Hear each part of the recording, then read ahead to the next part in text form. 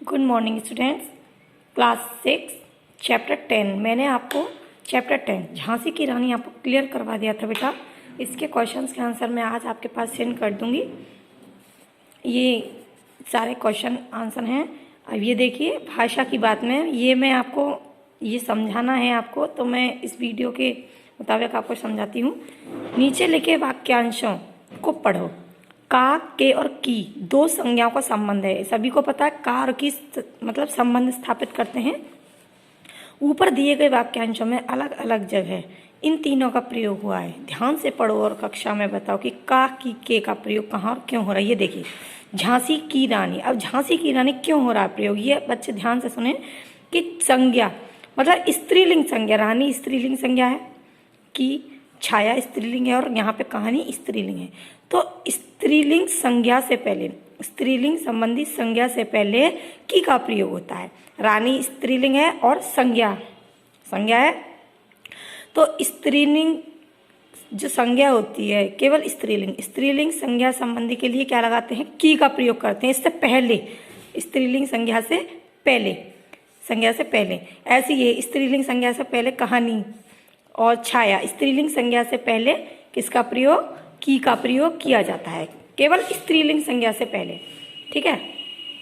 अब आता है पुरुषलिंग संज्ञा से पहले। मील का पत्थर पुरुषलिंग है।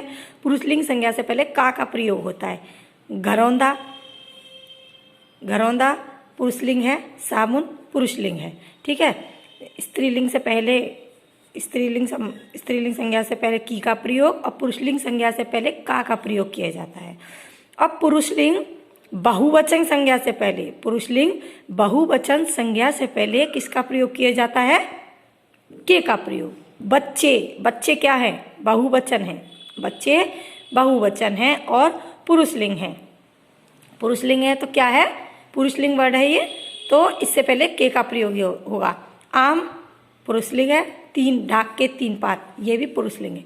तो बहुवचन पुरुषलिंग संज्ञा से पहले के का प्रयोग होता है। स्त्रीलिंग संज्ञा से पहले की का प्रयोग, पुरुषलिंग संज्ञा एक वचन, पुरुषलिंग संज्ञा से पहले का प्रयोग और पुरुषलिंग संज्ञा बहुवचन से पहले के का प्रयोग किया जाता है। ठीक है बेटा, ये आपको मैंने क्लियर करवा दिया है, ये आप अपनी नोटबुक में लिखेंगे।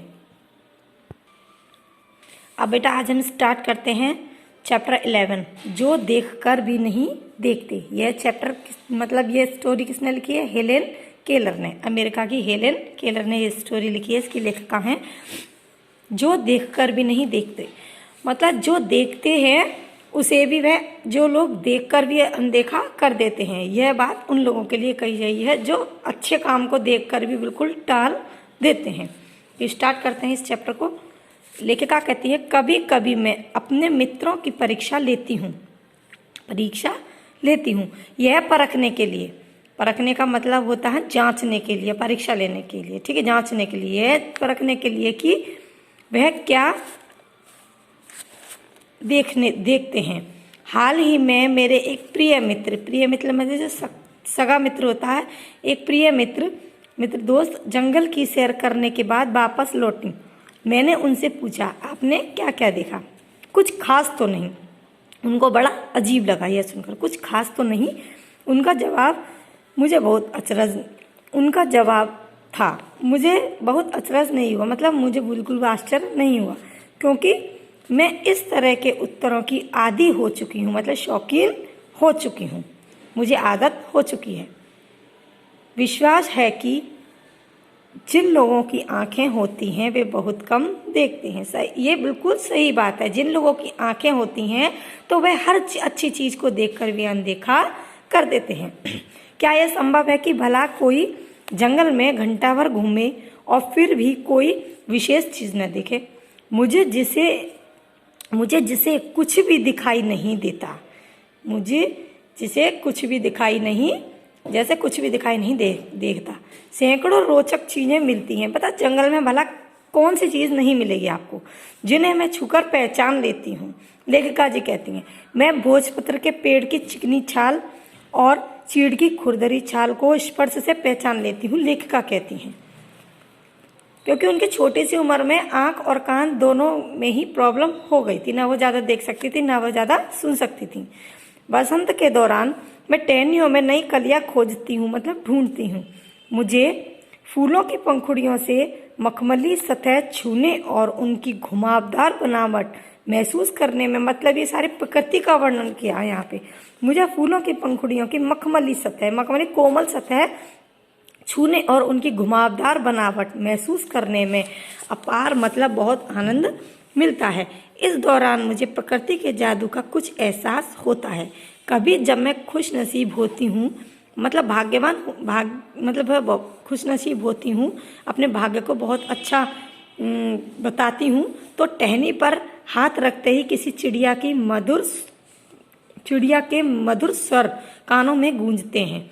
अपनी अंगुलियों के बीच झरने के पानी बहते हुए मैं महसूस कर आनंदित हो उठती, मतलब प्रसन्न हो उठती हूँ। मुझे चीड़ की फैली पत्तियां या घास का मैदान किसी भी महंगे कालीन से अधिक प्रिय है। मतलब है केवल स्पर्श और सुनने से ही सारी चीज़ों का पता कर लेती हैं। बदलते हुए मौसम का समा मतलब होता है एक हम मोहक दृश्य, मतलब बहुत सुहावना मौसम या मोहक दृश्य देखते हैं। बदलते हुए मौसम का समा मेरे जीवन में एक नया रंग और खुशियां भर जाता है।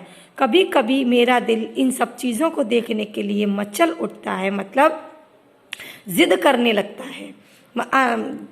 लगता है। अगर मुझे इन चीज़ों को सिर्फ छूने भर से इतनी खुशी मिलती है तो उनकी सुंदरता देखकर तो मेरा मन मुग्ध हो जाएगा, मतलब मोहित हो जाएगा। जब इतनी, मतलब मेरे स्पर्श करने से सब ये सारी चीज़ें मुझे इतनी आनंदित करती हैं, तो काश यदि मैं आँखों से देखूं तो मुझे पता नहीं कितना अच्छा लगेगा, मैं बिल्कुल ही मोहित हो जाऊंगी। परंतु जिन लोगों की आंखें हैं वे सचमुच बहुत कम देखते हैं, मतलब वे देख कर भी अनदेखा कर देते हैं। उन चीज़ पर वे विश्वास नहीं करते, वह चीज़ उन्हें अच्छी नहीं लगती, वह उस चीज़ों की वे कदर नहीं करते। इस दुनिया के अलग अलग सुंदर रंग सबकी संवेदना को नहीं छूते, संवेदना मतलब मन में होने वाले अनुभव को नहीं छूते, क्योंकि मनुष्य के जो अपने अपने आचार विचार होते हैं वह सारे अलग अलग होते हैं। तो लेखिका कहती हैं कि इस दुनिया के अलग अलग सुंदर रंग उनकी संवेदना को नहीं छूते। मनुष्य अपनी क्षमताओं की कभी कद्र नहीं करता। यह बात बिल्कुल ठीक है कि मनुष्य के पास सब कुछ होते हुए भी वह कद्र नहीं करता। वह हमेशा उस चीज की आस लगाए रहता है, मतलब उस चीज की उम्मीद लगाए रहता है जो उसके पास नहीं है, और जो उसके पास है वह उसकी कद्र बिल्कुल भी नहीं करता। यह बात बिल्कुल क्लियर है। यह कितने दुख की बात है कि दृष्टि के आशीर्वाद को लोग एक साधारण सी चीज समझते हैं। सही बात है, प्रकृति की दी हुई, भगवान की दी हुई चीज को तो वह एक साधारण सी चीज समझते हैं, जबकि इस नियामत का मतलब होता है ईश्वर की देन, जो ईश्वर देता है हमें। प्रकृति ईश्वर की ही देन है, जबकि इस ईश्वर की देन से जिंदगी को खुशियों के इंद्रधनुषी रंगों से हरा भरा किया जा सकता है। बिल्कुल ये करेक्ट बात है कि अगर ईश्वर ने हमें सब कुछ दिया है तो हमें इंद्रधनुष रंगों के समान हम अपने जीवन को हरा भरा कर सकते हैं।